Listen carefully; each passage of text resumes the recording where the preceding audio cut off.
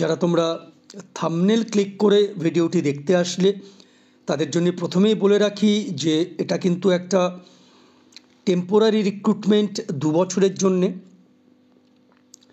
Recruit করছে district legal service authority.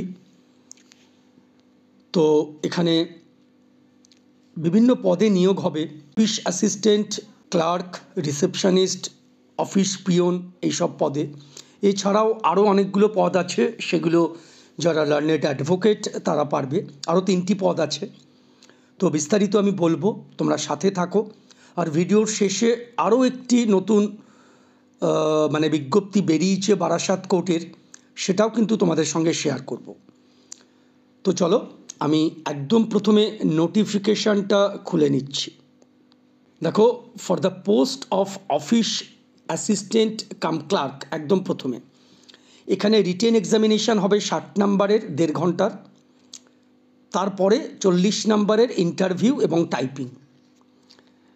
পরবর্তীতে number 4, তার আগে বলে দিই যে প্রথম যেগুলো সেগুলো হচ্ছে তোমার আমাদের যারা অ্যাডভোকেট আছে, যেরকম for the post of assistant legal aid defence council, chief legal aid defence council, এইগুলো ঠিক আছে, প্রথম 3টে। তো এইগুলো নিয়ে আমি বিস্তারিত বলছি না, তার কারণ আমাদের যে টার্গেট অডিয়েন্স এটা কিন্তু নর্মাল জেনারেল স্টুডেন্টস। তো তাদের জন্যে যে পোস্টগুলো, অর্থাৎ অফিস অ্যাসিস্ট্যান্ট, তারপরে হচ্ছে রিসেপশনিস্ট, এখানে কিন্তু রিটেন পরীক্ষা হবে 40 নাম্বার, তারপরে কম্পিউটার টেস্ট হবে, তারপরে পার্সোনালিটি টেস্ট হবে। আর অফিস পিয়নে কোনো রকম কিন্তু লিখিত পরীক্ষা হবে না, শুধু পার্সোনালিটি টেস্ট হবে। এডুকেশনাল কোয়ালিফিকেশান রিসেপশনিস্টের ক্ষেত্রে গ্র্যাজুয়েশন আর কম্পিউটারে নলেজ, টাইপিং স্পিড থাকতে হবে। যারা অফিস অ্যাসিস্ট্যান্ট তাদের কম্পিউটার এবং টাইপিংয়ে দক্ষতা থাকতে হবে এবং গ্র্যাজুয়েশন থাকতে হবে। আর অফিস পিয়নের কি বললাম, কোনো রকম পরীক্ষা কিন্তু হবে না, মাধ্যমিক পাশ হলেই চলবে। আরও একটি দেখবার বিষয়, সেটা আমি নোটিফিকেশানটা পড়লাম, এখানে কিন্তু কোনো রকম আপার এজ লিমিট দেয়নি। তো তোমাদের কিভাবে আবেদন করতে হবে, তোমাদের আবেদন করতে হবে, একটা প্রেসক্রাইবড ফরম্যাট আছে, যেটা আমি আমাদের টেলিগ্রাম চ্যানেলে দিয়ে দিচ্ছি।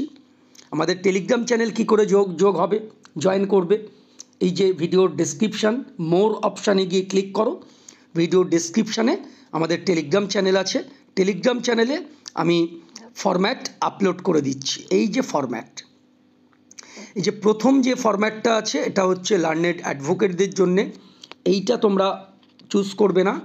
তারপরে যেটা আছে সেইটা, যে পদে তোমরা অ্যাপ্লাই করতে চাও সেটা তোমরা টিক করবে, একটা রিসেন্ট পাসপোর্ট সাইজ ফটো, তারপর অ্যাকর্ডিং যেরকম লেখা আছে সেরকম দেবে।